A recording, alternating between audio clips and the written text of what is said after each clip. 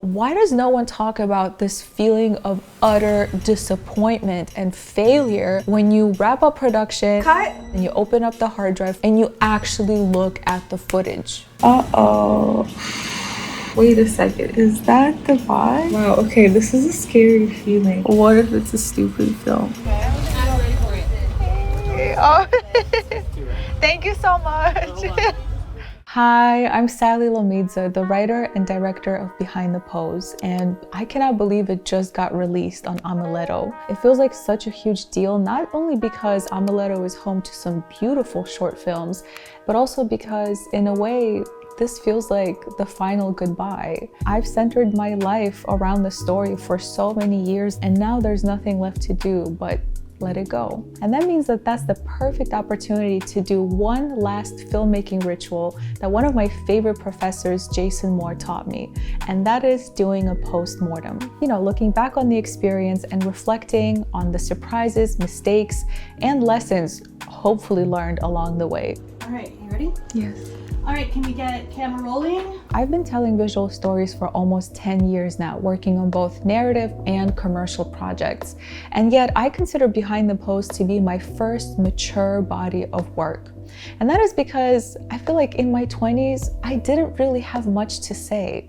You know how in film school they would tell you, write what you know? Well, I didn't really know much. I feel like my brain was still developing along with my filmmaking skills, and I just hadn't lived enough life to be able to reflect on it. That all changed one night when I was sitting, listening to music, and this song came on in my headphones. Before I knew it, I lost it. I just kept seeing these images flashing before my eyes of this young girl biking away from something incredibly painful. And I knew that that something incredibly painful was something that I went through as a young woman growing up.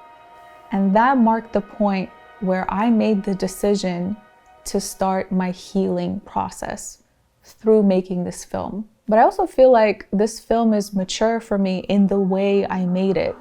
I'm not saying like, oh, I'm so mature. No, I'm saying that this was the first time where I truly gave myself the opportunity to make the film that I envisioned. I allowed myself to run a crowdfunding campaign on my own, even though I was scared that no one was gonna contribute. We got fully funded.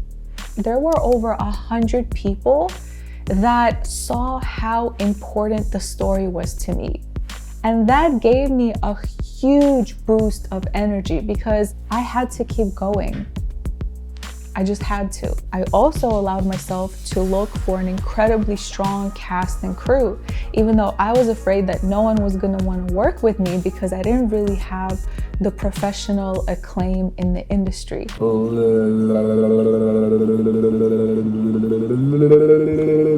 My first and biggest lesson is that appetite comes during a meal. And that's a Russian saying that I'm translating literally, but what it means is that courage comes after you start. And so I did. And once you start involving more people in the process, it's like a snowball effect. It becomes bigger than you, and then you just can't stop it. It's going on its own. The second biggest lesson I learned is to trust the process. You can't control everything. And sometimes the film is gonna give you a better idea than you initially had, even though in the moment it might seem like it's going wrong. That's been a very hard lesson for me to learn because I am someone who has control issues, and that's something I'm working on in therapy. But this film has been a great practice of that, of, you know, prepping as much as I can, but also approaching mistakes with curiosity. There were two big moments in the process of making this film that truly illuminated this lesson for me. One was the fish. I was really set on yellow goldfish and for Masha to have blonde, straight hair. But then two things went wrong. One, I went to the aquarium store and got this heartbreaking news. One of the workers gave me a reality check. I went in, I immediately saw the fish I really loved. It's exactly how I pictured it in my head, like this huge, beautiful goldfish. So when I told him that it's for a shoot and it has to go in a fish bowl, I could literally see like the pain on his face, and I have to give him props and respect because he was very honest. He was like, I'm just gonna give you like a warning or like a disclaimer that fish that size do not go into a fishbowl like that. They're not gonna survive. It's unethical. It might really upset some people. So he kind of recommended me to go with a smaller betta fish. I didn't do any research, and so when I got hit with all of this knowledge, practical knowledge, and realized that my vision is kind of cruel, I think it's time for me to change the vision.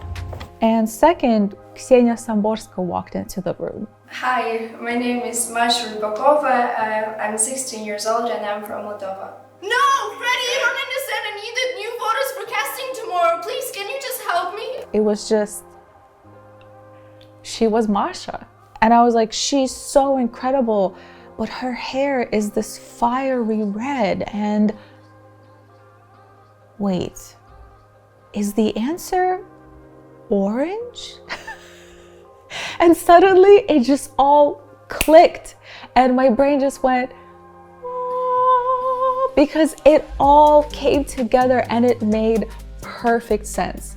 And I'm so glad that that's how it worked out, because once orange became the color, it started building on top of that. For example, our incredible costume designer, Kotsonis, suggested, what if the dress is orange as well? And then the colorist, Dmitriy Kuznetsov, started bringing out the oranges in coloring as well. So, you know, all of that deliciousness came together, but it started out as a mistake or something not going according to plan. And I'm so glad that it worked out like that, because watching it back now, it's like, of course, orange is the color. Like, what are we even talking about? The second mistake happened on the very last day of production. It was an overnight shoot where we filmed the bike scene and the beach scene. And what I mean by mistake is that by the time we got to the beach, one, the sunrise was not pink. Why am I ill? Ew. I never want to do that with my hands. That's disgusting. I'm sorry. It's kind of weird recording this video now, like celebrating the film, because with all the ice raids going across the country, especially ice coming to New York, like it just doesn't feel like the mood to be celebrating the film. But before I started recording, I just kind of tried telling myself that I'm going to share my experience and I want to celebrate storytelling. I want to celebrate sharing our stories to be connected, because connection, at least for me, I believe, is the way to a more peaceful world. But anyways, not me talking about fucking world peace when we're in the middle of fascism. You know what I mean? Anyways, how do you even come back from this? But yeah, the sunrise wasn't pink enough because you see what I mean? Like, what a fucking privilege to be concerned with things like that. But I was really panicking because in all of my mood boards, I was picturing this candy-like sunrise, and I wanted Masha to lose her innocence amidst those beautiful, like childlike colors. I feel like I would have approached these hiccups with more curiosity and an open mind if I hadn't been so exhausted. All of my energy just went to keeping my eyes open, but I couldn't really be receptive to anything. I just couldn't feel anything. And like, how can you direct when you're not in touch with yourself? It's an overnight shoot. We're filming in Brighton Beach, somewhere in the street at first, have to find the street, and then finishing on the beach at sunrise. So no sleep tonight either. Last night I slept for 3 hours, and today I managed to get a 2-hour power nap. I'm a little bit concerned. I don't know if it's gonna carry me all the way through till the end of the night, but I don't really have a choice right now. So I could have slept a little bit more, but I couldn't. At least my thoughts wouldn't let me. because I have to keep getting ready. And so the worst moment was when Ksenia and our incredible director of photography, Daniel Cho, went into that freezing water, and we only had one take to get it. And Jorge was trying to navigate pulling focus while losing signal, being in and out of water. And I remember looking at the monitor and just thinking, this is not what I wanted. This is not what I wanted. And here comes the mistake.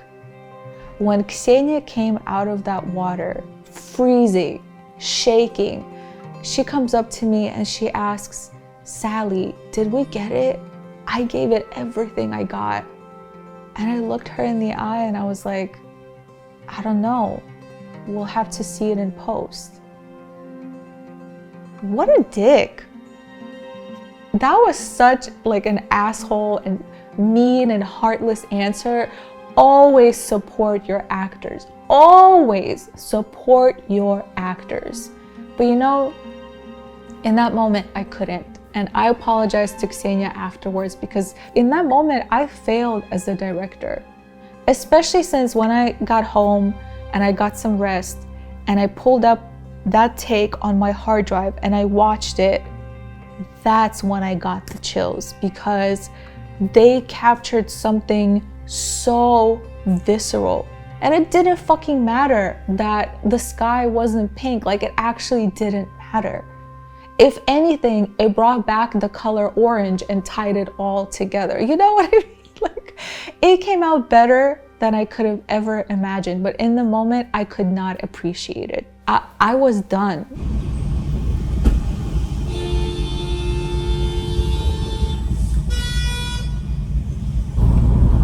I have nothing to give. I gave him my all. Oh, by the way, did you know that the bike scene was a huge cheat? The thing is that Ksenia didn't really know how to ride a bike.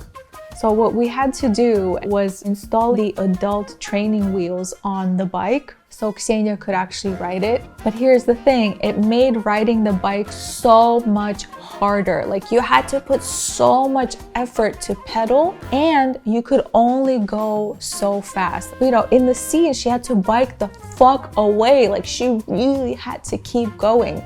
And this is where two cheat codes came along. One, obviously we only shot, waist up, so we avoided showing the training wheels. And two was the technique that Daniel suggested using, and it's the step printing technique that you might have seen in films by Wong Kar-wai, for example. And I feel like this combination of creative decisions really added to this distorted nature of Masha's reality in that moment, and it all tied in together so beautifully. Again, trust the process. Now, I want to point out some things that I actually did right as a director, if you want to believe it or not. One of the things was encouraging more play in the process of making the film. So, for example, even though I storyboarded the film pretty heavily, Daniel and I had this concept of playful takes, where after we would get the main coverage for each scene, we would leave time for 2 or 3 takes where both the actors and Daniel could do whatever they wanted. They could move differently, they could improv more. I feel like those takes came out the most alive. Как ты завтра пойдешь в таком виде на кастинг? Ну посмотри на себя, what the fuck, man? The second thing I did right is learning how to say the 3 magic words. I don't know. And that was a huge lesson for me that took off so much pressure because honestly, going into production, I was losing sleep and getting a lot of anxiety from this idea that I needed to have all of the answers as the director. And especially when it came to working with actors, I felt like I needed to give a perfect note after every single take. What I learned in the process is that if you have a solid script as your foundation, and if you have a strong cast, which in our case, I'm sorry, but Ksenia Samborska, Rick Irwin, Natalia Volkadaeva, who I was actually naturally intimidated by in auditions, and that's how I knew she was perfect for the role, because she reminded me of some of my Russian high school teachers. When you have a cast like that, you don't really need to give that many notes once you are on set. My job is to steer the ship.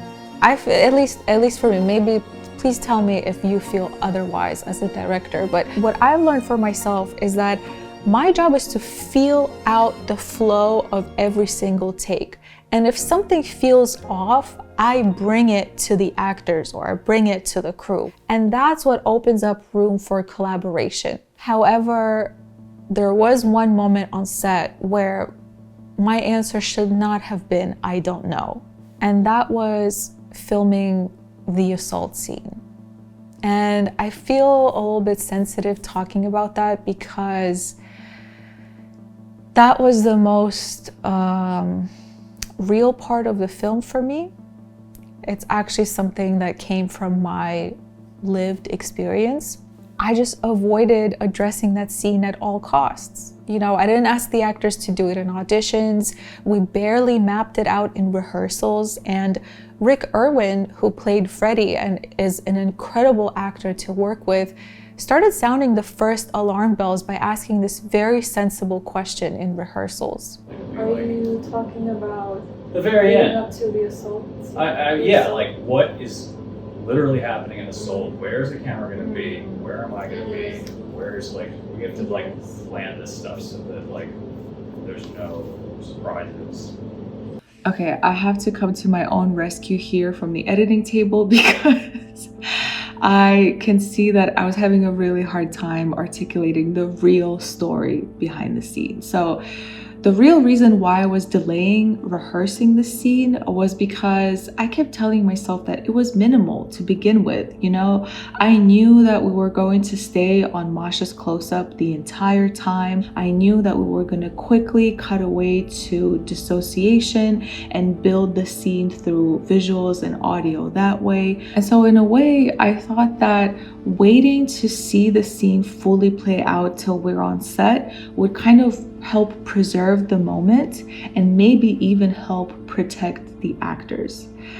Obviously, I was wrong because by avoiding it, I was actually causing the actors and crew more anxiety because people didn't know what the scene was gonna be like. But to be honest, neither did I, because what I was really doing was avoiding my own discomfort. I wasn't ready to see the scene. I wasn't ready to feel it again. I was scared and I didn't want to do it. Emotionally, logistically, I just wasn't ready. But the truth is, and I have to like hold my own hand while saying it, is that if you're not ready, then the scene is not ready either. And I think it became very apparent in the first take. Sorry. No, it's fine. It's fine. I'm sorry. No, it's fine. I got it. It's fine. Here, don't worry about it.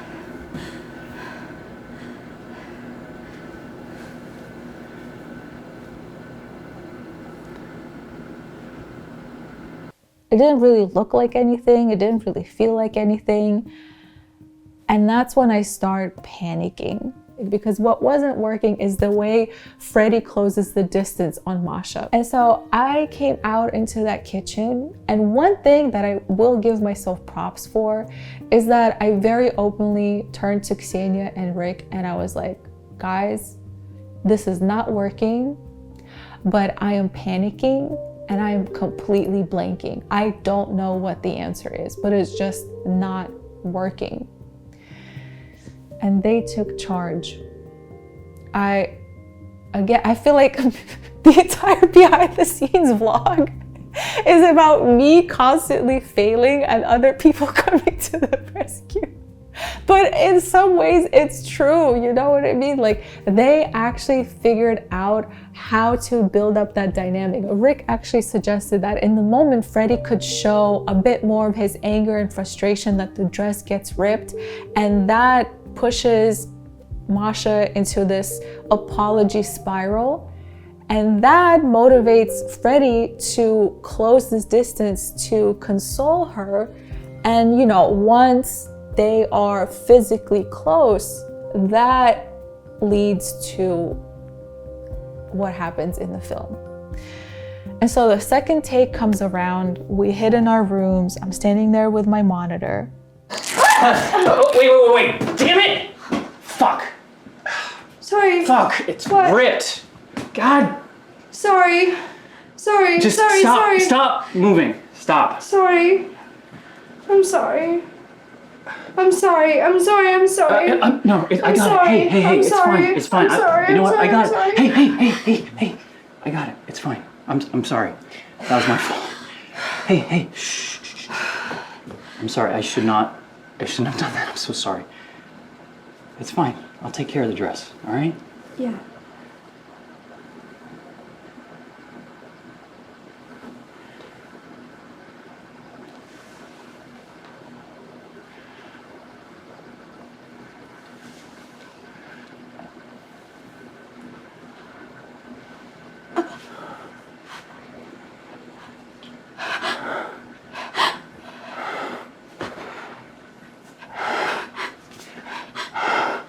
I lost it. You could just feel that that was the take. There was no need to do it again.